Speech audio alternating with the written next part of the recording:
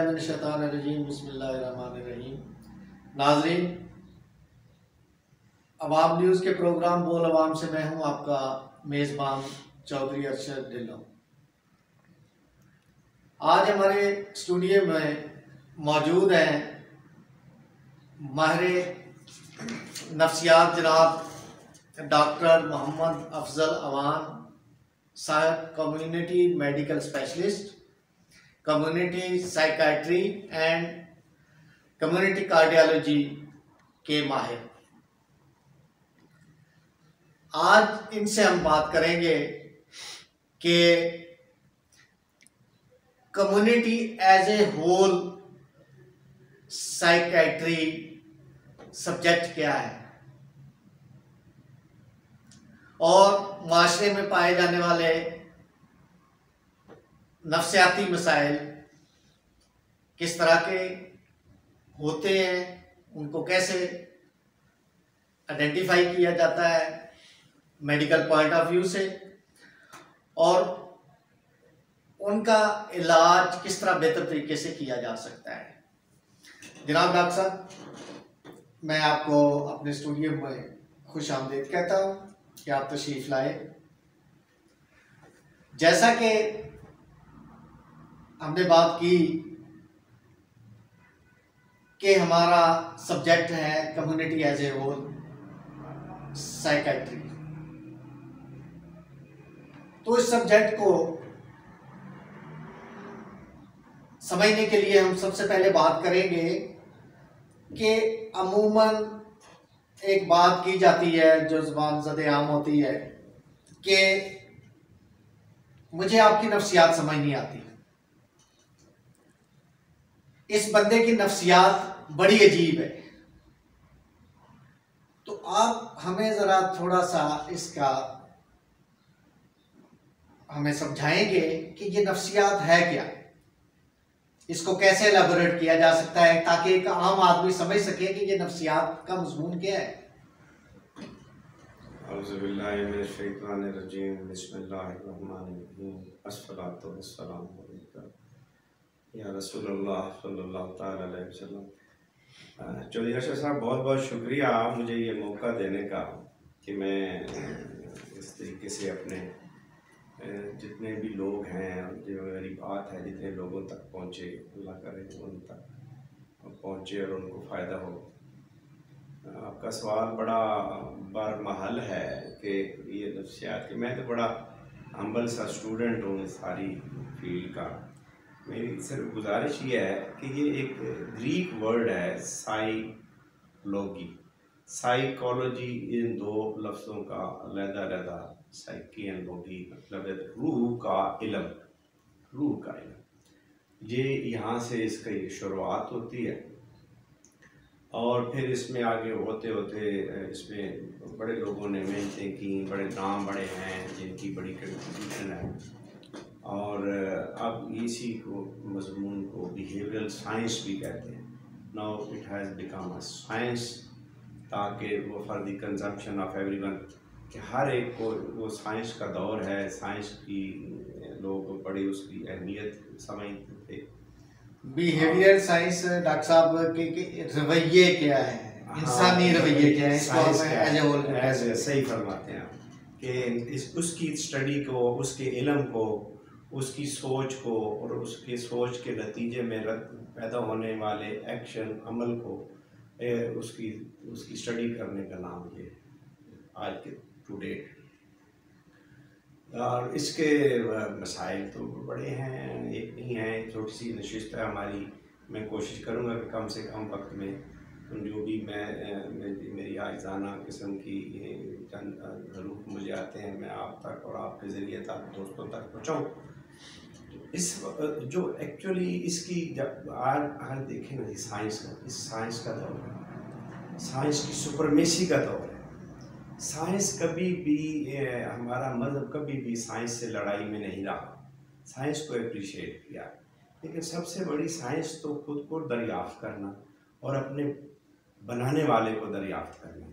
हम ये भूल के जिस साइंस की पूजा करेंगे तो फिर हमारा इल्म भी अधूरा रहेगा, हमारी साइंस भी अधूरी रहेगी, और हमारा मुआशरा भी उस तरह अधूरा रहेगा, मुकम्मल यकजहती वाला पुरअमन मुआशरा नहीं बन पाएगा। अब देखें ना, नेशनल ज्योग्राफिकल सोसाइटी में आजकल लोग देख रहे हैं, पहले सुनते थे कि जी शेर बड़ा और फलाना दरिंद खूनखार दरिंदे। आप लोगों ने, कई लोगों से बातें हुई हैं, उन्होंने तो कहा कि हमने तो देखा है बिला ज़रूरत तो दरिंदे भी एक दूसरे आम मासूम जानवरों को नुकसान नहीं पहुँचाते। चीज आया कि आज का इंसान 21वीं सदी का मोस्ट मॉडर्न कहलाने वाला, मोस्ट तरक्की याफ्ता कहलवाने वाला, मोस्ट एडवांस, उसको अपने पास एक दूसरे के साथ हमआहंगी से, पुरअमन तरीके से रहने ही नहीं आ रहा।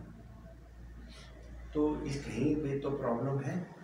वो प्रॉब्लम सोच में, वो प्रॉब्लम जो सब सोच में है। उसी क्या वो आप जो फरमा रहे थे ना कि ये नफ्सियात क्या है, तो नफ्सियात एक सोच है ना जी। नफ्सियात सोच, जब सोच टेढ़ी हो जाए तो हम उसे कहते हैं वो मुआशरा या फ़र्द बीमार सोच का हामिल है, साइकोपैथोलॉजी होगी उसकी सोच में बीमारी आ गई। तो हम बड़ी बड़ी बीमारियों से लड़ लेंगे, कुदरत हमारी मदद फरमाएगी। लेकिन जब इंसान नेगेटिव हो जाएगा और अपनी सोच को बीमार कर लेगा, तो फिर वो पूरे माशरे को बीमार कर देगा। फिर वो एक फ़र्द नहीं रहेगा जो बीमार होगा, माशरे की बीमारी हो जाएगी। और इसके नुकसान बेताश हैं। इसका सबसे बड़ा नुकसान ये है कि आज देखें ना, आज हम मौजूदा जिस बहुत बड़े आफत से दो चार हैं, और उसमें जो सबसे बड़ा हम कह रहे हैं कि जो सबसे बड़ा हमारा मौसर हथियार है वो इम्यून सिस्टम है, हमारे मुदाफ़ती निज़ाम है, हमारा अपना डिफेंस बॉडी जो कुदरत ने बनाया हुआ है। और हमें हर बीमारी के ख़िलाफ़ तकरीबन 70% ये दिफाई निज़ाम का अरामन होता है। जिसका दिफाई निज़ाम नाकारा हो जाए तो उस पर तो दवाएँ असर नहीं। और जो नफ्सियाती या इनकी बीमारियों के जो असरात हैं वो दिफाई निज़ाम को नाकारा कर देते हैं। जब आप दिफाई निज़ाम को नाकारा करेंगे तो फिर आपको एक बीमारी नहीं, फिर एक वायरस नहीं, फिर आपको दुनिया भर के बीमारियों से खतरा लाक हो जाएगा और आप उसका मुकाबला नहीं कर पाएगा।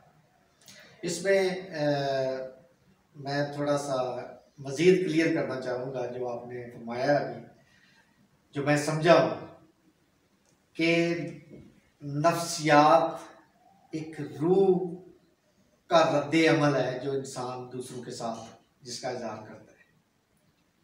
तो अगर आपकी रूह तरोताज़ा है तो आपकी नफ्सियात बेहतर सिस्टम में होगी। तो जब बेहतर सिस्टम में नफ्सियात होगी तो आपका इम्यून सिस्टम सबसे बेहतर जाएगा।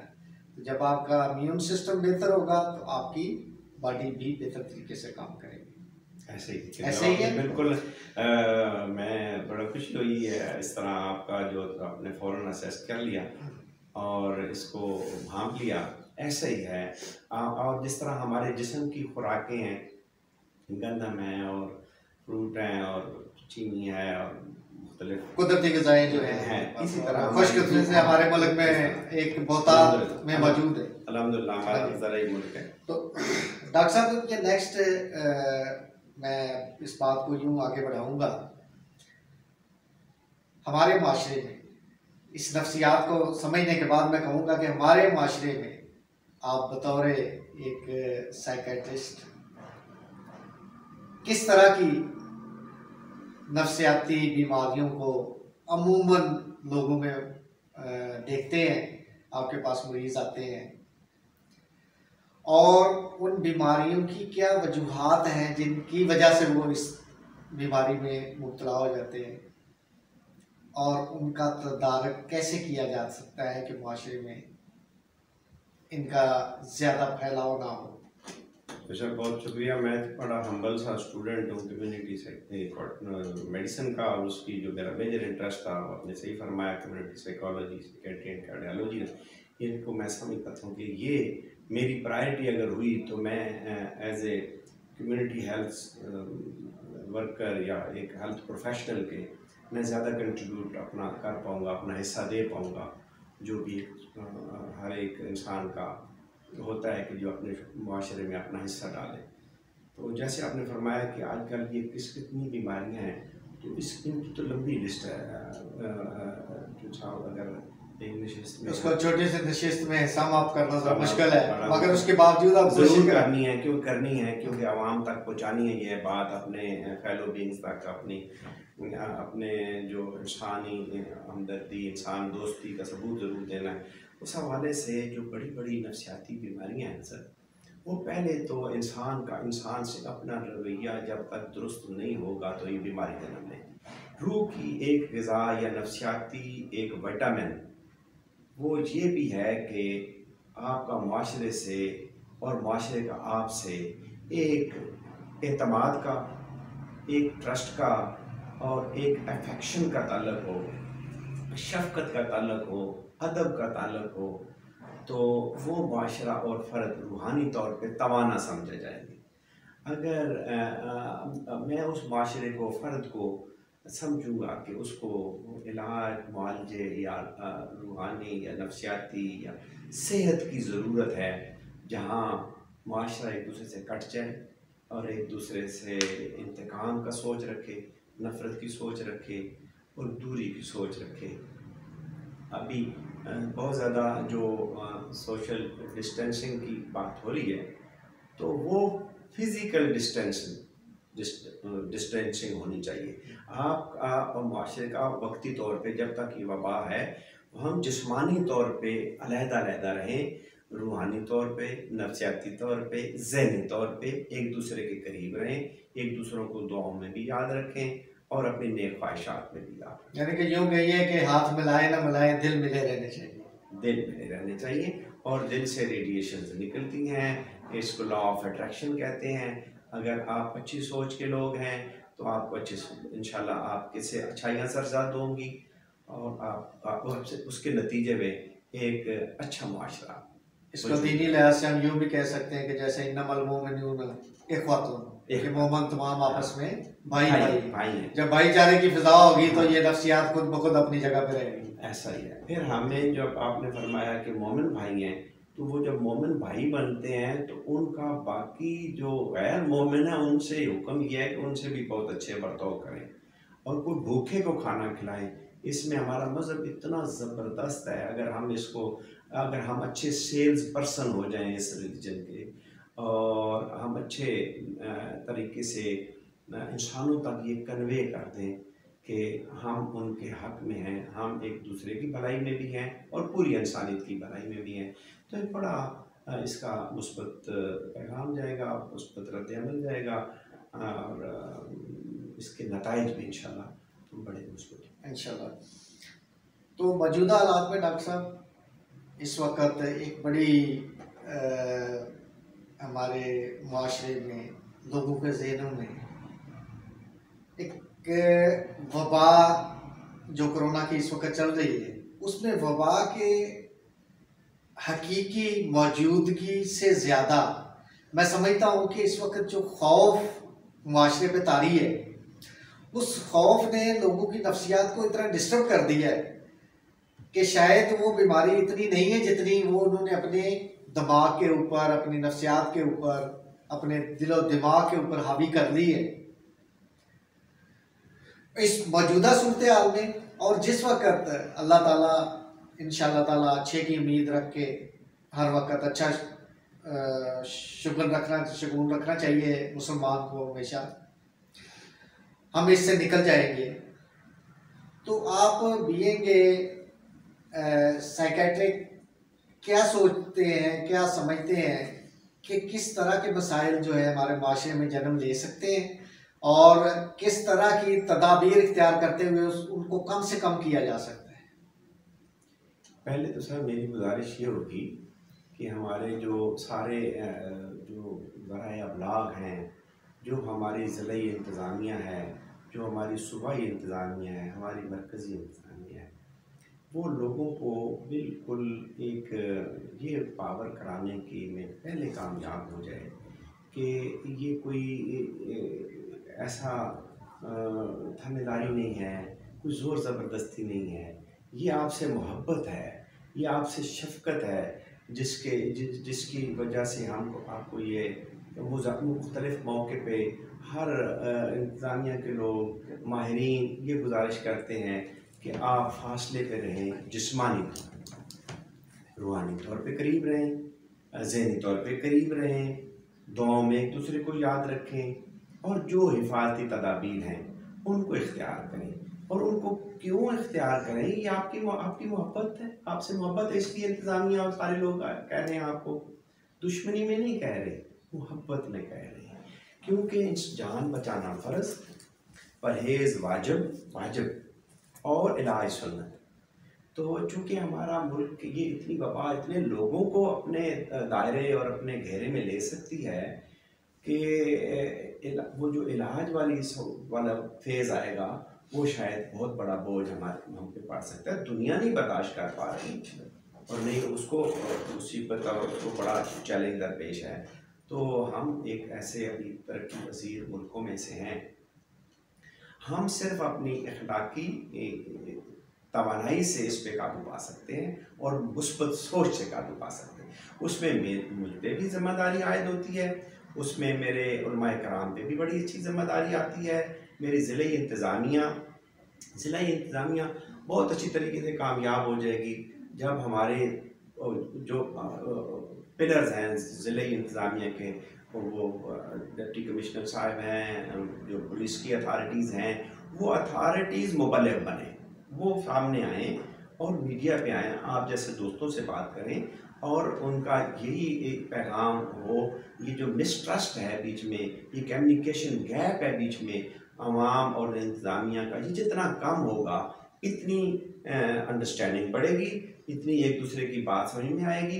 क्योंकि सारे मुस्बत लोग हैं, कोई भी इंतज़ामिया सोशल वर्कर होती है, तो डिस्ट्रिक्ट इंतज़ामिया हो, वो समाज का इंतज़ामिया, वो आपके समाज की एक वर्कर है और वो अपने इंतज़ामी नेटवर्क से आपकी भलाई चाहते हैं। वो आपकी अगर कोई चोरी पुलिस वाले रोकते हैं तो आपकी भलाई के लिए बाहर खड़े हैं। नाकों पे अगर आपको रोक रहे हैं या ट्रैफिक के कवानीन बता रहे हैं या बाकी आपसे पूछ रहे हैं कि आप इतने गैर ज़रूरी तौर पे बाहर नहीं, उसके पीछे एक मोहब्बत है। वो आप उस जज्बे का एहतराम करें, उस जज्बे को पहचानें और वो पहचान करवाएं और आप पहचान करें। ये बहुत बड़ा इशू है। इसी में ज़िमनी सवाल एक मैं और आपसे करूँगा डॉक्टर साहब, कि जैसे मैंने पहले अर्ज़ किया कि कोरोना की वबा के दौरान खानगी मसाइल, उसके बाद माशी मसाइल अपनी जगह पे गोनागूं मौजूद हैं हर घर में, एक घर से लेके गली मोहल्ले में, पूरे माशरे में, पूरे मुल्क में। तो एक तरक्की पजीर मुल्क होने के बावजूद ज़राए जब इस वक्त मौजूद इस बीमारी से पहले भी लोगों के ये थे कि लोग बेचारे एक दिन की खाते थे, अगले दिन की फिक्र होती थी, या सुबह खाई शाम की फिक्र है। तो ऐसी सूरत हाल में ये जो स्ट्रेस आएगा लोगों के ज़हनों पर, इसके क्या नताइज आप देख रहे हैं मुस्तकबिल करीब में, और आवाम को क्या मशवरा देंगे कि इसको किस तरह उन्होंने अपने दिमाग पे हावी नहीं होने देना जाए कि ये अल्लाह ना करे कि ये एक मुश्किल मरला होगा आवाम के लिए, हुकूमत के लिए, तमाम इंतज़ामी इदारों के लिए। बड़ा सर साहब आपने बड़ा वैलिड सवाल किया इस वक्त। वो इसलिए कि एक इसकी मैपिंग होनी चाहिए। उसको कहते हैं sir, as a community health professional मेरी गुजारिश ये होगी कि इस पर बड़ी नज़र रखने की ज़रूरत है। नज़र यूँ रखने की ज़रूरत है कि जो इस वक्त खौफ की फ़िज़ा दुनिया भर में है और उसके जो इस वबा के बाद भी जो नताइज हो सकते हैं वो है, एक तो PTSD, हम उसको कहते हैं पोस्ट ट्रामेटिक स्ट्रेस डिसऑर्डर। अब वो नज़र नहीं आता। अब वो होगा ये कि आप जवान हैं, बच्चे हैं, जवान हैं, तो नौजवान हैं और बच्चों पे ख़ास तौर पे तवज्जो की ज़रूरत है कि वो टूवर्ड्स मेकिंग होते हैं और वो मेक नहीं कर पाएंगे। क्यों? कि इस डिसऑर्डर की वजह से उनकी जो कॉग्निटिव एबिलिटीज़ हैं वो चैलेंज हो जाएंगी, कंप्रोमाइज़ हो सकती है। उनका जो अगर वो मैथ में 90% लेते थे तो 60 पे आ सकते हैं। अगर उनकी वो समाजी तौर पे बहुत गर्मजोशी से मिलते थे अपने अजीज़ व अकरबा से, तो वो उसमें उनमें वो गर्मजोशी नहीं रहेगी। ये उसकी इन सब पे नज़र रखने की ज़रूरत है, क्योंकि उसकी वजह से उसकी सारी फैकल्टी, उसकी काबिलियतें बड़ी कंप्रोमाइज़ हो सकती हैं, उन पे असरअंदाज हो सकता है, उन पे मनफी असर आ सकता है और नतीजतन उसकी जिस्मानी सेहत भी मुतासर हो सकती है। यानी कि इसको यूँ कहा जाए कि एक बेबी बॉर्न या एक छोटा बच्चा जो है ये थोड़ी सी भी समझ रखता है, उससे लेके एक हमारे माशरे के बुजुर्ग तक हर बंदे की सलाहियतें मुतासर होने की, नफ्सियाती तौर पे होने का शदीद अंदेशा है। आपने सर सही फरमाया। और इससे नबर आजमा होने का जो तरीका है वो हमारी बड़ी ज़रूरी है। इसमें हमारे उलमा कराम बड़ा मुस्बत रोल अदा करते भी रहे हैं अभी उन पे। और जो हमारी दरगाहें हैं वो लोग अपनी दरगाहों में बैठ के, ज़िले इंतज़ामिया अपने जगहों पे बैठ के, because distancing is very important, तो वहाँ से अपनी एक मुस्बत और जो हमारा कम्युनिकेशन है उसमें गैप जितना हम कम कर लेंगे, अपने पैगामात और ये उन पे बावर करा देंगे कि ये हमारा मुश्तरका एक चैलेंज है। और ज़िंदा कौमें, बहादुर कौमें, अल्हम्दुलिल्लाह जो साहिब यकीन कौमें हैं वो इससे बड़े निकलती हैं। तो हर चैलेंज के अंदर एक अपॉर्चुनिटी है। और हमें तो ये बताया गया है कि ये जो भी आप पे कोई ऐसी चैलेंज आए तो ये आपकी सलाहियतों का इम्तिहान है, आपकी काबिलियत का इम्तिहान है, आपकी रूहानियत का इम्तिहान है, आपकी सलाहियतों का इम्तिहान है। ये चलती है ऊंचा उड़ाने की। हर मुश्किल और नाकामी एक ज़ीना होती है ऊपर जाने की। अच्छा जी, अब हमें जो मैं इस पे मुस्बत पहलू देख रहा हूँ कि मैं देख रहा हूँ हमारी कौम खासी डिसिप्लिन हो गई है। जो इत्तेहाद तंजीम का जो सबक कायद आज़म रहमतुल्लाह ने फरमाया, मैं वो तंजीम देख रहा हूँ, मैं वो डिसिप्लिन देख रहा हूँ। और यही हम में अगर डिसिप्लिन ये बीमारी की नतीजे में, इस चैलेंज के मुकाबले में, इस आफत के मुकाबले में जो इसका नुकसान होगा, और हमें अगर इसमें हमने डिसिप्लिन नेशन होकर निकल आए तो हमने उससे एक बहुत अच्छा मौका हमने कैश कर लिया, पकड़ लिया, एक मुस्बत उससे पहलू निकाल लिया। सेकंड, इससे बेखौफ रहना है, इससे एहतियात करनी है, डरना नहीं है, इससे एहतियात बचना है। और इससे हम क्यों डरें? कोरोना के हाथ में कोई मौत नहीं है, अल्लाह के हाथ में है ज़िंदगी और मौत। हमें चूँकि हुक्म है शरिया का कि आपने जिस तरह जान बचाना फ़र्ज़ है, इस तरह आपने बज़ाहिर जान बचानी है। जब उसका वक़्त आ जाएगा नहीं बचेगी, और वो जब वक़्त आएगा आप उसे मुस्कुरा के गले लगाएं, आप बहादुर बने। हमने जाना है, हमने मौत एक कैफियत का नाम है, मौत तो कोई इख्तिताम ज़िंदगी नहीं। और लेकिन जो हुक्म शरिया है, जो उसको अल्लाह पाक फरमाता है कि ये मुझे पसंदीदा तरीका है सरकार पास सल्लम की ज़िंदगी, वो क्या तरीका है? वो उनके अहकाम है और वो उनकी ज़िंदगी के जो अपने आमाल हैं, उन्होंने खुद जो अहकाम फरमाए हैं वो यही है कि आप जान बचाना फ़र्ज़, परहेज़ वाजिब और इलाज सुन्नत। डॉक्टर साहब, इस मौजू के हवाले से आवाम के लिए आप क्या ख़ुसूसी पैगाम देना चाहेंगे इस सब्जेक्ट के हवाले से, स्पेशली कि आवाम को क्या करना चाहिए? सर, हमारे पास तो इतना रिच हमारा लिटरेचर है, इतना हमारे पास अल्लाह का फज़ल व करम से इतने ख़जाने हैं कि हमें बहुत ज़्यादा ढूंढने की, रिसर्च करने की ज़रूरत नहीं है। मोहब्बत की फरावन, अख़ुव्वत की जहांगीर, जहाद ज़िंदगानी में ये हैं मर्दों की शमशीरें। हमारा हथियार अख़ुव्वत, हमारे वेपन मोहब्बत हो जाए जिस दिन, हम तस्खीर करेंगे, अपने मुआशरे को भी एक अच्छी तामीर की तरफ लेके जाएंगे और दुनिया को भी ये मैसेज जाएगा कि ये एक बहुत मोहब्बत करने वाले, अख़ुव्वत करने वाले लोग हैं, कौम है। वो हमारी बात भी सुनेंगे और हमसे उनकी जो मिसअंडरस्टैंडिंग्स है दुनिया में, गलतफहमियाँ हैं, दुश्मनियाँ हैं, इंतकाम है, इसको रद्द किया जाता है और किया जाना चाहिए, नेशनली, लोकली, इंटरनेशनली। डॉक्टर साहब, आपका बहुत बहुत शुक्रिया कि आप हमारे प्रोग्राम में तशरीफ़ लाए और हमें अपने मुफीद मशवरों से नवाजा और आवाम की रहनुमाई की कि मौजूदा हालात में किस तरह नफसियाती मसाइल से बचा जा सकता है। चौधरी अशरफ साहब, आपका भी बहुत बहुत शुक्रिया मौका देने का। नाज़रीन, ये थे जनाब डॉक्टर मलक मोहम्मद अफजल अवान साहब, जिनसे हमारी बात नफ्सियात के मज़मून के हवाले से, नफ्सियाती मसाइल के हवाले से और मौजूदा सूरत हाल जो एपिडेमिक ऑफ कोरोना की वजह से चल रही है उस हवाले से और पोस्ट एपिडेमिक जो सिचुएशन है उस हवाले से मामला पे बात हुई है। तो हासिल गुफ्तगू नाजरीन ये है कि हमें कोई ज़्यादा इल्म ढूंढने की ज़रूरत नहीं है। हमारे पास अल्लाह ताला की पाक कलाम कुरान मजीद